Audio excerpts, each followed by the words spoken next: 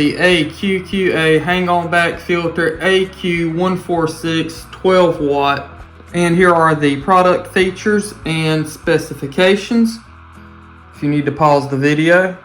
And again, good packaging, making sure that they secure the item in there and package it with bubble wrap so it doesn't arrive damaged. A big plus to getting a hang on back filter or really anything else from AQQA is that they package it really well. I have gotten some things I've ordered online from Amazon, for example, where the packaging was kind of just thrown together. These guys don't do that.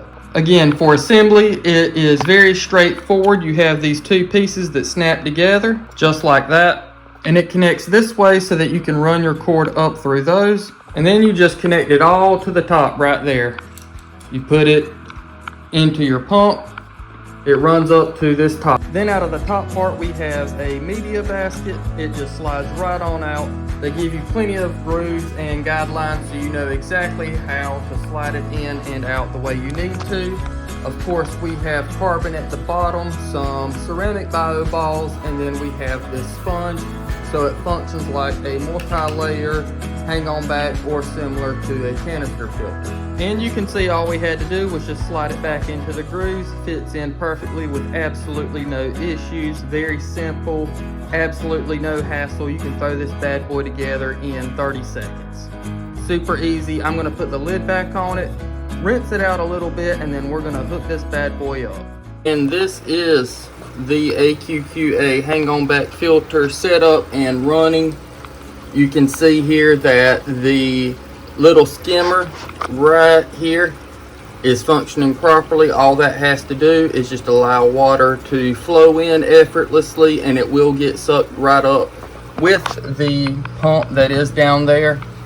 So all of that water is going to go up, cycle through all of that media, and it is going to end up getting filtered out. I have been running it now for about 2 to 3 days. So far so good. I'm noticing it is polishing up this water quite nicely in the 20-gallon.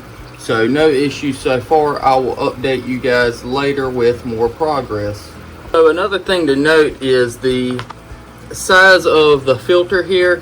On the side of the tank, it may not clip onto a larger 55-gallon or a tank bigger than that even. You can see the difference in size with my 55-gallon. It is a little bit larger clip of my 20-gallon, which is why it fits. Now, props to AQQA. They did specify on their website that this is a thing to take into consideration, so make sure when you get this filter, it is for the appropriate size tank. Okay guys, so I've had this thing running for about a week, and as you can see, it has pulled in a lot of this gunk out of the tank. So I'm going to take this bad boy apart and we're going to do maintenance. Guys, so first things first, this part right here is adjustable that leads to your pump. So I just want to show you, all you have to do is remove this piece and you can shorten the length there. So if you have a long tank versus a tall tank, this is perfect, and this is what I'm actually going to have to do for my 20-gallon long. And so just like that, all you have to do is remove that middle piece and you can shorten the size of your pump filter, I mean, but nonetheless still same concept. And for maintenance, all we have to do is pull out our media tray and rinse it off. I normally just use the tap. You can use tank water, but I personally have never had any issues whatsoever with using tap. The only thing I would say is just make sure your area doesn't use a lot of chlorine. Then all you have to do is just slide them apart, and you can see our charcoal layer there. We're just going to give it a quick rinse.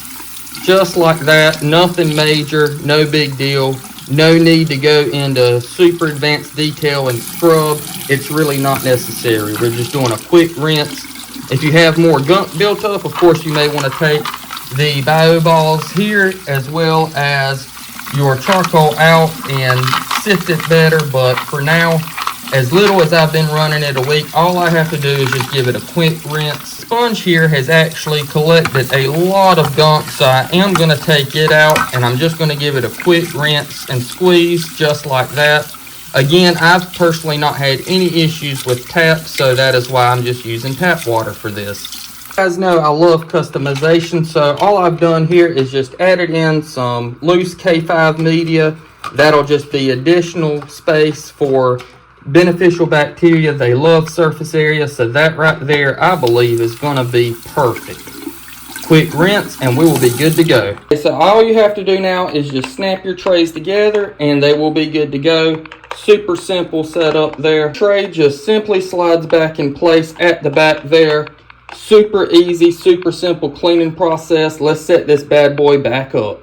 Okay, so our filter is back up and running absolutely perfect with the new adjustment in the length of the piece that runs to the pump. This is sitting up here perfect. No issues with latching onto the edge. I do want to point out that I will be leaving the top off of this because I'm going to add some plants in here. These side chambers where the water drains out into the tank are absolutely perfect for root systems to develop and run into the tank, but also provide additional filtration and a much better look to the filter overall. If you guys want to get one of these bad boys for your 20-gallon, check the link in my description. I will have everything you need to get one for yourself. Until next time, like, subscribe, and stay fishy.